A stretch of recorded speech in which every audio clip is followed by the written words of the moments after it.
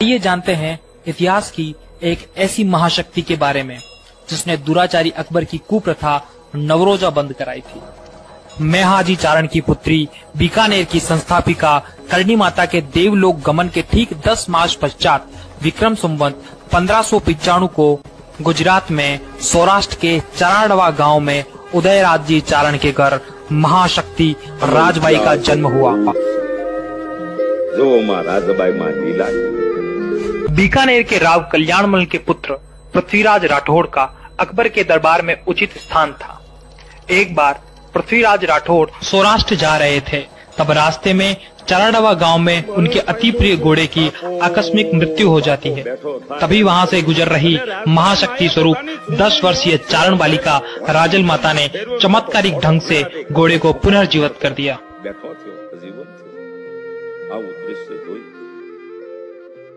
राजल माता के इस चमत्कार की बात जब पृथ्वीराज को मिलती है तो पृथ्वीराज देवी राजल के दर्शन के लिए व्याकुल हो जाते हैं और इंतजार करने लगते हैं कब सवेरा हो और माँ के दर्शन करूं। पृथ्वीराज की भक्ति देखकर राजल माता स्वयं दर्शन देने पधारती है। पृथ्वीराज राठौड़ कौन?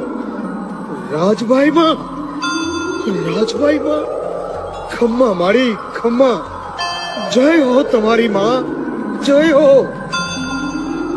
करोड़ दिवाळी जीवतो रे बीकानेर ना धणी, जय हो तुम्हारी, जय हो। अगले दिन सवेरे पृथ्वीराज देवी राजल के दर्शन को पहुंच जाते हैं। देवी राजल प्रसन्न होकर पृथ्वीराज को वचन देती है, जब भी कोई संकट आए याद करना, मैं सहायता अवश्य करूंगी। आई माँ, आपनी लीला अपरंपार है। पृथ्वीराज राठौड़ का विवाह जैसलमेर के हर्राज भाटी की छोटी पुत्री चंपा कुंवर के साथ हुआ था एवं हर्राज भाटी की बड़ी पुत्री नाथीबाई का विवाह अकबर के साथ हुआ था। एक बार अकबर की रानी नाथीबाई अपनी बहन चंपा कुंवर से मिलने बीकानेर आती है, परंतु चंपा कुंवर नाथीबाई से मिलने से इनकार कर देती है और दोनों में बहस हो जाती है। कुछ समय पश्चात दुराचारी अकबर अपनी रानी नाथीबाई से चंपा कुंवर के सौंदर्य की बात सुनकर लालायित हो उठता है। मारी बेन ने दिल्ली આવવાની ઈચ્છા છે, પછી તમારે તેડાવવામાં શું વાંધો છે? પીથલ શું કરી લેશે? ओह, अच्छा। दुराचारी अकबर अपनी लालसा पूरी करने के लिए एक षड्यंत्र रचता है। पण आवजो जरूर ने जरूर हो। हाँ, आववानू भूलता नहीं। राजा पीथल दुराचारी अकबर की मंशा समझ गए। इस संकट की घड़ी में देवी राजल और देवी राजल माँ का दिया हुआ वचन याद आया। तब राजा पीथल देवी राजल का स्मरण करते हैं। पीथल याद करी महमाई, संकट हरण पधारो बाई। बाई सांभळ बोल कमंधा कोळ, मेटण कलंक करजे सांचो कोळ, ददरे रे दीदो चको। તમે જલ્દી આવો, શ્રાવણે સહલ સુણા પંચાણી, ताय मिलो मुझ हेकड़ ताणी, पीथल वाहर काछ पंचाणी, दौड़जे चारण धाबड़ियाड़ी। माँ, माँ हमारी वारे आवजो, माँ हमारी वारे आवजो।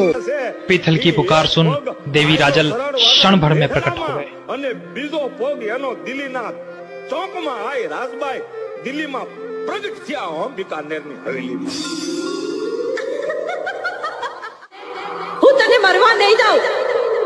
હવેલી પાલખીમાં બેસીને શાહી મહેલમાં તારા બદલે હું જઈશ। देवी राजबाई स्वयं पालकी में विराजमान हो जाती है।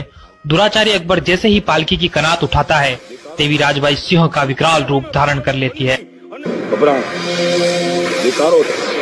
रूप सिंहण राजल बनी अने डण की तू डाढाळ, त्या तो थड़को अकबर शाह अने थरथर्या एना बीबड़ियूं ने बाळ।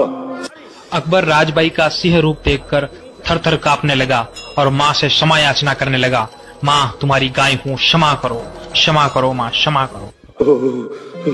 मैया मैया माफ करो, अम्मी जान हमको माफ करो, मैया मैया माफ करो, माफ करो। गाय गाय से सो सुणवाणी, क्रोध शांत भई आद भवानी, नवरोजा छुड़वाए भगत के, सौगंध कड़वाई है, राजल धर्म गपत को रूप भूपरी लाज बचाई है। હિન્દુસ્તાનની કોઈ પણ દીકરીઓની માથે ખરાબ નજર કરી છે તો તારી દિલ્હીના નગારા પણ ઊંધા નાખી દઉં। માનજે કે હું ઉદાની રાજલ બોલી હતી। मैया मैया माफ करो, अम्मी जान हमको माफ करो, मैया मैया माफ करो।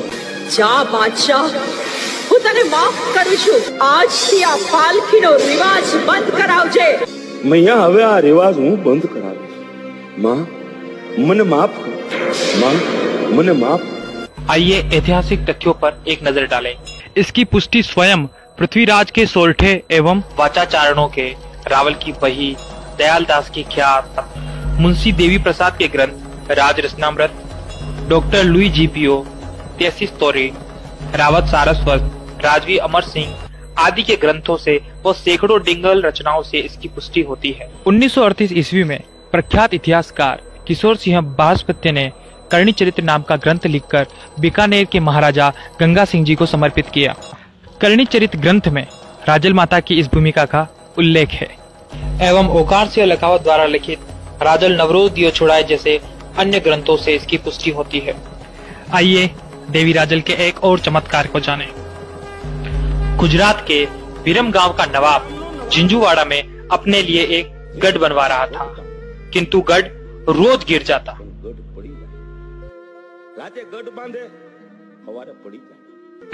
नवाब ने गढ़ गिर जाने का कारण का पता किया तो पता चला उस स्थान पर उदयराज चारण की पुत्री देवी राजल ने एक जैन को दर्शन दिए थे।